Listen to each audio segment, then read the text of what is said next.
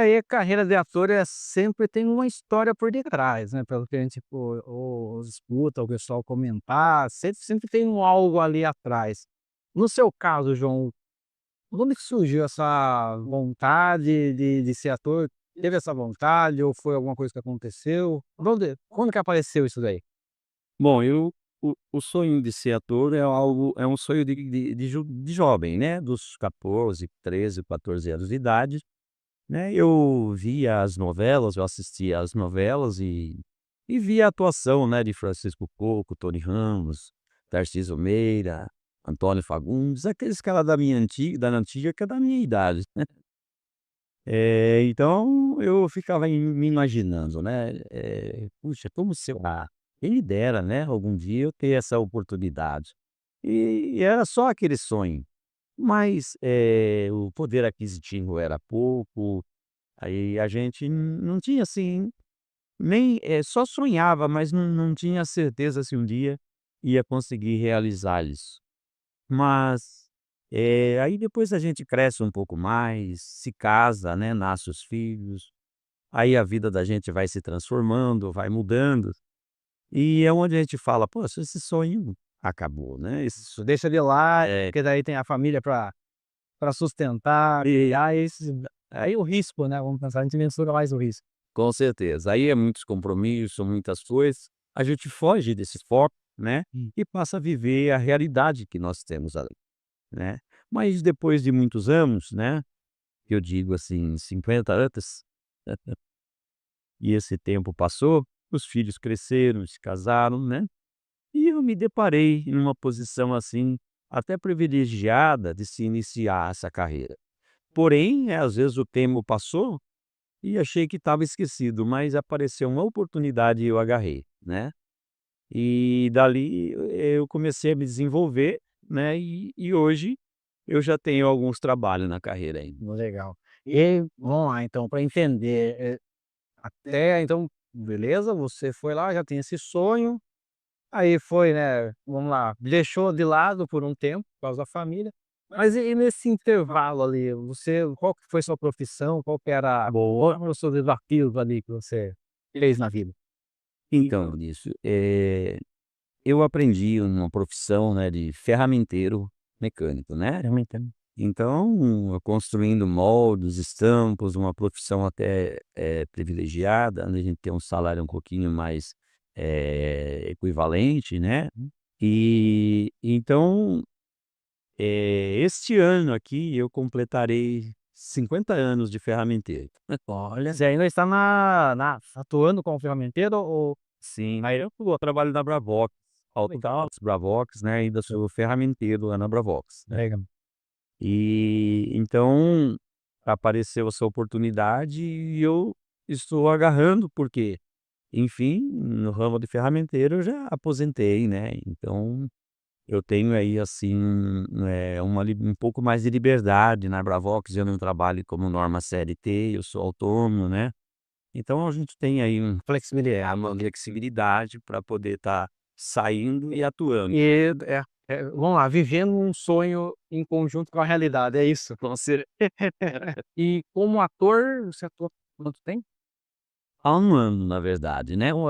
Eu comecei a estudar no início do ano passado, né, nas escolas de ator. Sim. Mas, na verdade, a escola que eu comecei a estudar, que é de uma produtora, a Mosato, né, talvez vocês já o conheçam, o Rafael Mosato, que é dono de uma produtora lá de Santa Catarina, e eles me convidaram e eu comecei a estudar pela escola deles, né. Porém, ainda não tive a oportunidade de gravar nenhum episódio com eles. Aí foram outras produtoras que foram me chamando através de indicação, e eu acabei, né, até gravando algumas coisas, porém pela Mosap eu não consegui gravar ainda. Era para mim estar naquela série Paulo, né, que passou na Record há pouco Hum. tempo, que seria o meu primeiro trabalho, porém uma semana antes de eu viajar para lá, eu perdi a minha carteira com documentos, cartão de crédito, dinheiro, tudo que tinha eu perdi, Hum. e tive que correr atrás disso tudo e acabei, quer dizer, em uma semana não ia conseguir resolver. Então eu desisti, mandei mensagem e desisti. Depois também, era para mim ter ido para o Chile gravar um seriado chamado Vale Nevasco, Vale Nevasco. E eu acabei não conseguindo ir também, né, quer dizer, por deslocamento de trabalho, coisa ou outra, então eu acabei deixando de lado. Aí veio a produtora Leal Fashion TV e me convidou para gravar um filme chamado Vivendo pela Fé. Esse Vivendo pela Fé é um filme bem extraordinário, um filme evangélico, e ele é baseado em fatos reais, né, é a história de uma família que começou lá no mundão, cheio, né, o pai bebia, tudo cheio de problemas, filhos doentes, e no fim eles acabaram vivendo um milagre de Deus e a família foi restaurada, né, e isso se constrói a história do pastor Miguel. Então eu interpreto esse protagonista chamado Pastor Miguel, no Legal. filme Vivendo pela Fé, e provavelmente ele deve subir no mês que vem, no mês de março agora, para os streams da Vivo TV e Claro TV. Legal. E aí vem uma pergunta que já surgiu aqui, né, o atuar ali, né, agora você já envolveu primeiro, né, desse que você comentou, Deus. Como que é, assim, aquele impacto? Porque eu acredito que você tem a sua crença, a sua fé ali, pessoal, e aí de repente você participa, né, o que me chamou a atenção, você falou assim, algo que envolve Deus e fatos reais. Sim.